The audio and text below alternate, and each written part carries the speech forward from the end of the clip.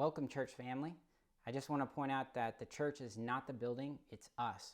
So whether you're sitting at home or wherever you are, we're going to get through this together. Some problems just won't go away, right? I'm thinking about glitter. Glitter is something that, like, I can pick up my daughter at the beginning of the day. She can be wearing a t-shirt that has glitter on it. And at the very end of the day, after I've taken a shower, I can be in bed and notice there's still glitter on me. Like, it just won't go away. I was born with dyslexia, and I have wanted it to not be in my life because you have to read things like 6 times, and it's just not fun, right? It's one of those problems that just won't go away. And the guy who came up with the word dyslexia obviously didn't have it, because it should be spelled like this. This is how I would spell it: dyslexia. Like, just spell how it sounds. And all of us have bad habits that won't go away. Like, there's some of us that have been struggling with some things for years, and they might not be sinful in and of themselves. It's just something that frustrates you that you wish you could be over. For me, it's picking my lip. I've picked my lip ever since I could remember, and it's frustrating because I don't want to have that as a habit. And sometimes I do it without realizing it. Like, I'll be driving the car and then I realize I'm picking my lip. And so we all have some things that just won't go away, and we want them to. Like, there might be people in our family that, we have to live with, or they're related to us, and they just won't go away. And it's just something we have to learn to live with. Right now, we're all going through this circumstance. The whole world is going through this circumstance with the coronavirus. And at first, the reports were hopeful. It was kind of treated like it's a blizzard that's going to come in and be here for a few days, and then it's just going to go, it's just going to vanish. But that is not the case. It's something that seems to just not be going away. It's already changing the way we do things. We're having to adapt. Like, instead of shaking people's hands, we're now, doing the elbow bump. I went for a run the other day, and this lady picked up her little chihuahua or poodle, whatever it was, and crossed the street to avoid me. And at first I thought that was kind of funny and overreacting, and then I went home and watched the news, and the next day I went running and I saw someone and I went on the other side of the street, and instead of waving, I wanted to do the little elbow wave, and so it's changing our habits, it's changing our behavior. When we go to the store, we're having to reprioritize what we buy. We have to think about that. Do we really want to buy another fidget spinner, or should we buy food for our family? What is more important? I bought this before the pandemic, okay? And some parents are having to learn to work from home with their kids who are now out of school. So we're having to accept and adapt and reprioritize, and just a lot of changes are going on right now. It's even changing the way we go and get groceries. We have to prepare ourselves to go out to Walmart. So today's message is called "When the Problem Won't Go Away." And our main text is 2 Corinthians chapter 12, verse 7 through 10.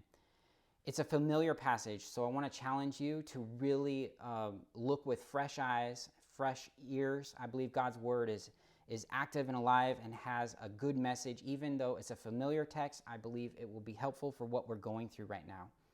And I want to paraphrase the text before we dive into the points. All right, so when I paraphrase text, I like to imagine I'm trying to explain it to my mom over the phone. Okay, so my main text is 2 Corinthians chapter 12, verses 7 through 10.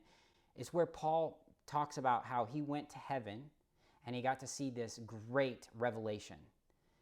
And it was so great that he was actually in danger of coming back to earth and being conceited. It was going to give him a great big head, right? So God gives him a thorn in the flesh, something painful. We don't know what it is, but it was this thorn in the flesh. And Paul at first doesn't know why it was given to him, so he pleads with Jesus, "Take it away from me." He pleads 3 times. But Jesus basically says no. He says, "My grace is enough for you, Paul. And in your weakness, my power is made perfect." And so after Jesus gives him the answer, Paul has this change of heart, this new perspective, and he ends up saying, he ends up praising God for the very thing he was asking to get out of his life. He's now praising God for it in his life. All right, so that's our text in a nutshell. And I just want to point out a couple things in this text. One is there's nothing wrong with pleading. This isn't a passage to tell you stop praying to God and stop pleading. It's fine. What we're going through right now, whatever's on your heart, whatever's bothering you, you can pray. You can plead. There's nothing wrong with that. Jesus pleaded in the garden. Also, that this thorn in the flesh is not a little tiny sliver. Although little slivers can be super annoying and they can be painful, Paul's not talking about a little tiny sliver. If you look at the Greek word that has been translated thorn, it's the same Greek word that can be translated as a tent stake, right? A tent stake. So, which makes sense because Paul was a tent maker. That was like his job by trade, and so he knew what these were like. And Paul is a guy who has gone all over the globe planting churches and being persecuted and going through all sorts of pain. So when Paul talks about pain and he's pleading to take this pain away, he describes it as like a big tent peg being in his flesh. All right, now we're going to dive into the text, and we're going to look at 2 reasons why Paul's problem didn't go away. And maybe there's something in your life where you've been wondering, God, why haven't you taken this away? I've pleaded with you. I've asked you, and you haven't taken it away. And I'm praying and hoping that you will find some comfort and some answers today, maybe by really listening and looking at Paul's problem that God wouldn't take away. So here's 2 reasons. Number 1 is Paul's problem was protecting him. God gave him that thorn in the flesh to actually protect him. Let's look at the text. In verse 7, Paul says, because of these surpassingly great revelations, therefore, in order to keep me from becoming conceited. That's saying something about God. God would rather Paul have this thorn in the flesh than to be conceited. So in order to keep me from becoming conceited, I was given a thorn in my flesh, a messenger of Satan to torment me. So this is protection. So Paul was in danger of going from, hey, I'm just a typical guy everyone can relate to you're not even fit to wash my feet, right? Or Timothy, fetch me my coat, but in a conceited way or arrogant way. He was in danger of not having the character of Christ, but becoming conceited. There was a father who was mowing his lawn, and a little kid came out. It was his son, came out and said, Dad, I want to mow the lawn. So the father let him mow the lawn, but the kid wasn't strong enough to push the lawnmower. So the father picks him up with one arm, and the kid's grabbing onto the lawnmower, and the father puts his hand on the lawnmower, and they go up and they go down a few times. And then the father gets tired, so he puts the kid down, and the kid runs into the house saying, Mommy, Mommy, I mowed the lawn.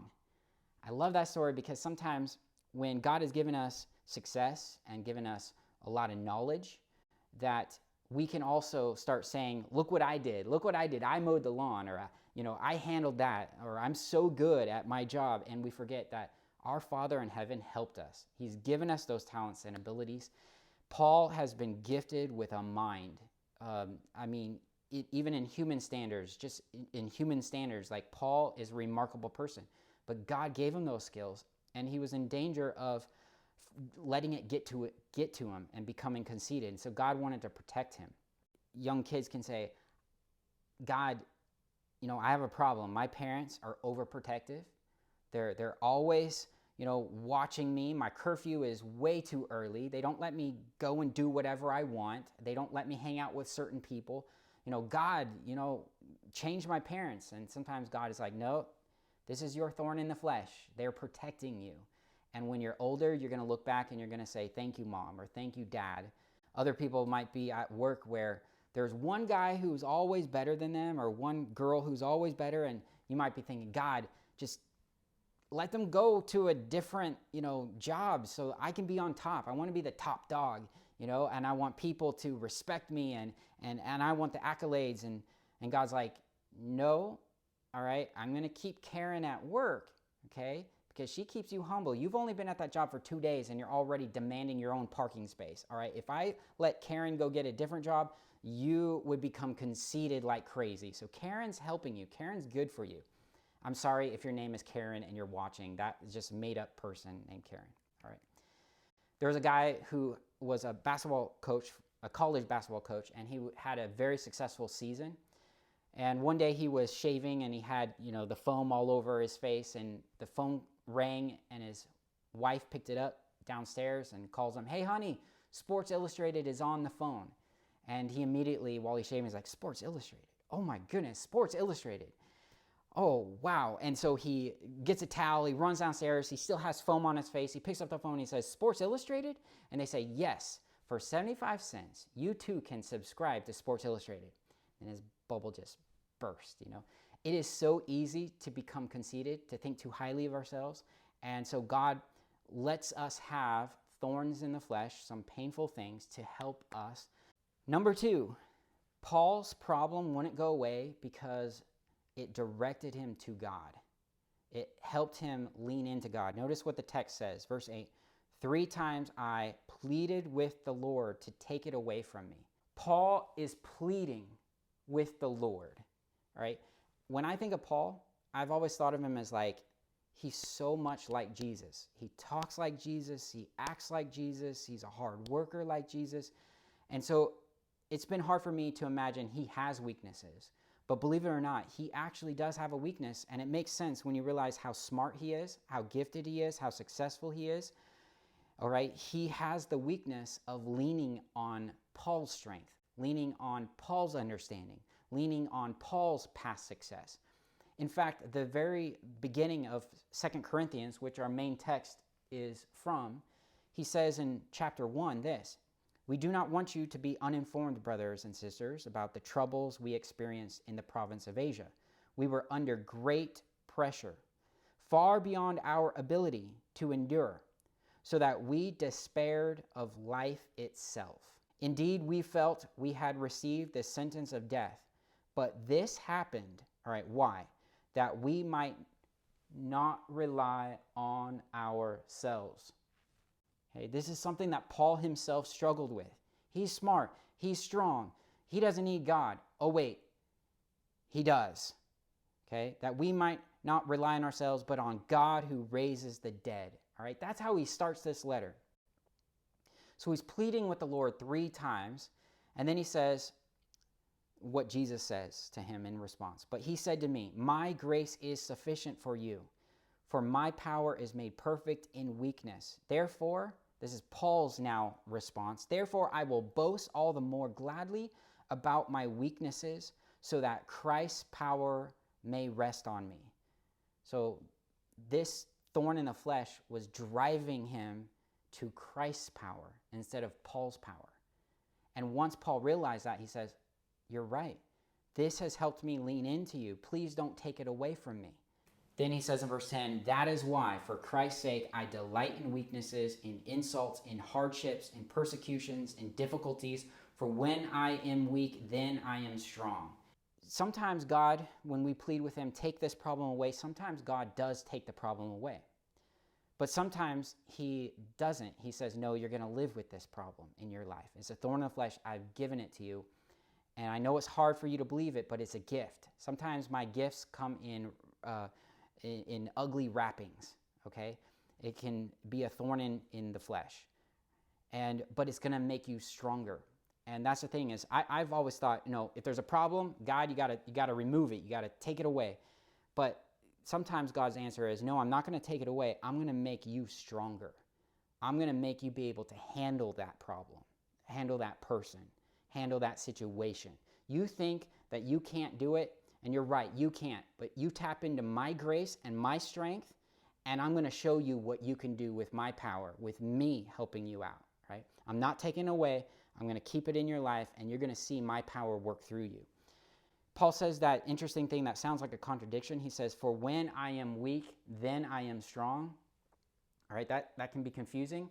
But what Paul is saying is, when Paul is weak, when he is at the end of his ropes, when he's done with all his strength, he then turns to a higher strength, to God's strength, to Christ's power and his grace. And he taps into something way bigger, way more powerful than Paul's little strength and his little mind, right? So when we're weak, we have that opportunity to turn to God and say, God, I can't do this. And then we can tap into his power and see what he can do through us. So I talked about dyslexia earlier and how it's something that I have prayed to God. Please, take this away. I actually have. God, why do I have dyslexia? And I've thought about it. Why has God given me dyslexia? And I now realize the benefits of having dyslexia, and that is this. One, dyslexia has taught me how to listen to people. Because I didn't learn how to read until later on in high school, I had to pass all my grades by listening really, really well to the teacher. I learned to pick up on facial expressions. I learned to really listen to what they said and try to remember it so that I could pass a test. Every week when I work on a sermon, I have to read a lot. If you ask me, when I was in high school, what I'd be doing today, I would laugh because I wasn't reading at the early stages of high school. It wasn't till towards the end of high school that my mom and grandfather, Papa Dwayne, put me through a program that taught me how to read. And so every week when I go into a message, I go into it with dependency.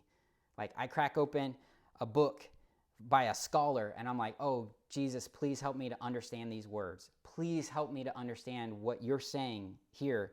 What is Paul saying? God, please help me to know. My dyslexia causes me to lean in so hard to God. And because of that, every week I lean in and he helps me. Every week I lean in, he helps me. And today I'm thankful and grateful I have dyslexia. I never thought I would say and praise God for the thorn in my flesh, but praise God for dyslexia because it really does cause me to lean in on him and tap into his strength and his power and his ability. John chapter 11, verse 4, and it's the words of Jesus. He says, this sickness will not end in death. And in the context, his disciples are with him and he gets news. A lot of us have been looking at our news a lot lately, which is understandable. But he gets bad news, and this bad news is that his friend Lazarus is sick and dying. And when he gets the bad news, he tells his disciples, this sickness will not end in death. Now they have to travel to get to where Lazarus is. By the time they get there, Lazarus is dead. And his two sisters point out, Jesus, if you had been here, he wouldn't have died. And what was Jesus saying to his disciples when he said, this sickness will not end in death? And I believe what he was saying and what gave me encouragement today on my run was Jesus knew that he was going to resurrect his friend. That yes, his friend would die, but death is not the end. And we're going through something right now, and it can be bad news is hitting us, and numbers are rising, and people are dying. And we have this message, this joyful hope that even when death comes, it's not the end. Death does not end in death, right? There's a day coming where we will be resurrected. And that gives us Christians a lot of joy and a lot of comfort. And it really encouraged me on my run to remember Jesus' words and what he meant by that. So some problems, they won't go away, right? That person at work won't go away. That maybe that annoying habit won't go away, right? For me, picking my lip, I've wondered what benefit comes from picking my lip and struggling, not wanting to, but still struggling with it. One, it has kept me from preaching messages where I just tell people, hey, why do you have that addiction? You should just get rid of it overnight. Can you imagine how conceited, how arrogant you and I would be if every time we set our mind to something, we just easily overcame it? No matter what addiction, no matter what habit, we just easily overcame, we would easily become arrogant. And so I'm actually grateful that I struggle with something like that so that I can sympathize and empathize with other people who struggle with different addictions. We don't have to have the same addiction, the same struggle for me to empathize and know, hey, some things are hard to overcome, and maybe This thing that you struggle with, whatever it is, might be your thorn in the flesh that is helping you and developing you to have the character of Christ. So some problems won't go away, but here's what Paul found out about his problem that wouldn't go away. All right? God's grace won't go away. Jesus has the grace and the strength that you need for those problems that God has given you, for those situations that God won't take away. God will give you his grace and will give you his strength. And I find great comfort in that. So I want to challenge you, church family, during this week, or whatever came to your mind that is a problem that seems to not be going away in your life. There's nothing wrong with praying and pleading for God to take it away from you. But if God is saying to you the same thing he's telling Peter, which is, no, it's not going away. Paul. If God is telling you what he's telling Paul, which is, it's not going away, but he has grace for you and he has strength for you, my challenge is believe it. Because that's what Paul has to do before he says, I now thank God for it. I now have a new perspective. He doesn't get the new perspective and he doesn't get that new joy and that new peace until he believes that there's grace and there's strength from Jesus that's powerful enough for him to handle the thorn in the flesh. So believe it. The second challenge is yield, accept it. Embrace it like Paul does. And I find Paul's attitude towards his thorn in the flesh beautiful. It reminds me of Jesus in the garden.